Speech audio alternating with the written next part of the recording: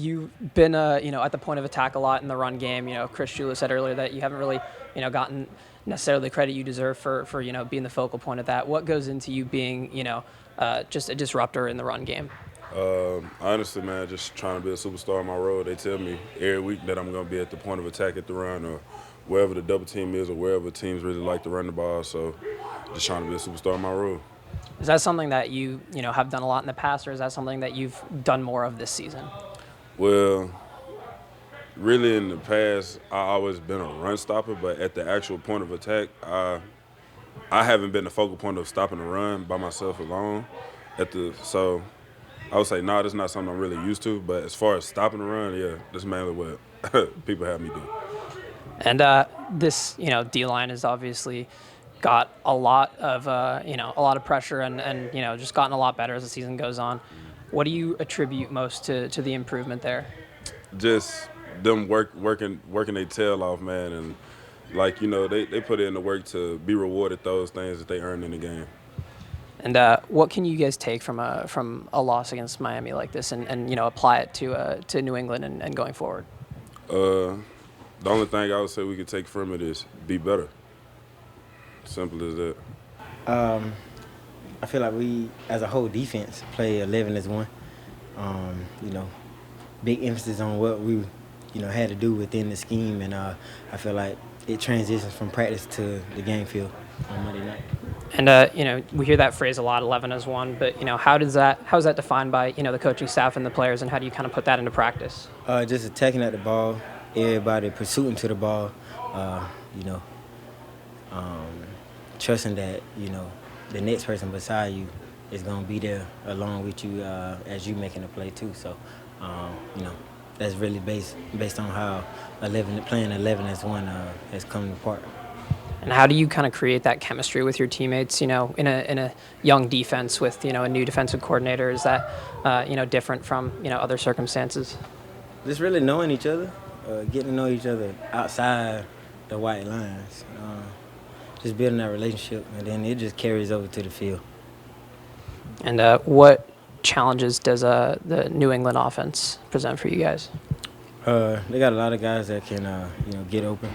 Got a great quarterback in May, and new coaching staff. So we just got to stick to our game plan.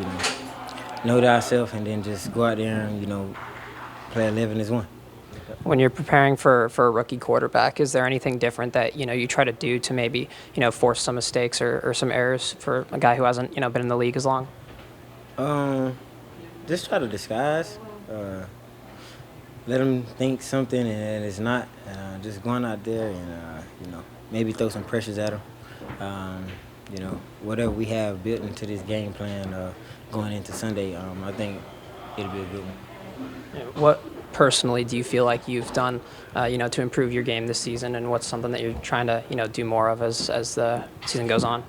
Just studying film, putting myself in a position to win, communicating with the other guys beside me that's on the field, knowing what formation is given, eliminating routes before the play snap.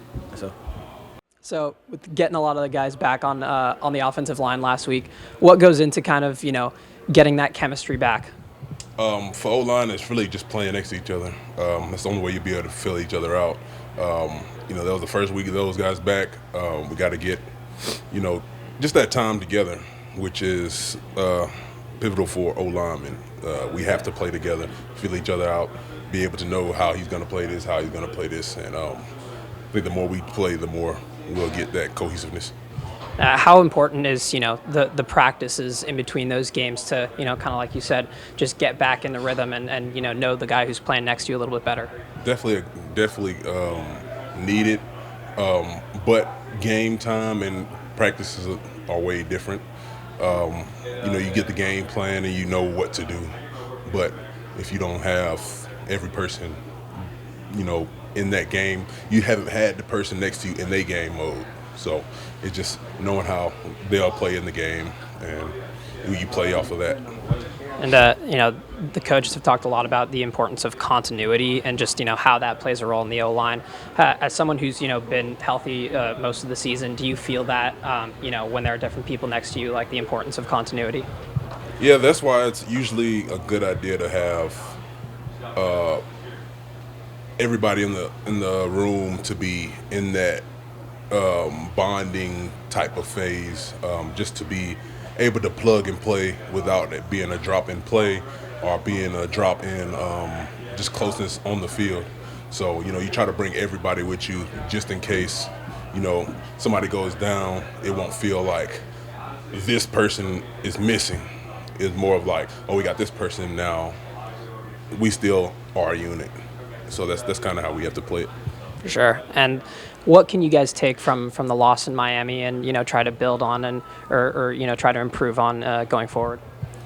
We just have to take the lessons that we get out of the film that we watch, the things that we had trouble with that we know that other teams are going to try to take advantage of the next time.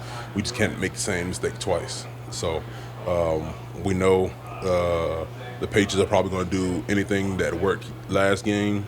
They're probably going to use. So we have to make sure that people get caught by that same thing twice. And coaches have talked about them being a really long front, kind of similar to Miami in some senses, where they just really big and can get their hands on the ball. What is kind of the key to neutralizing that?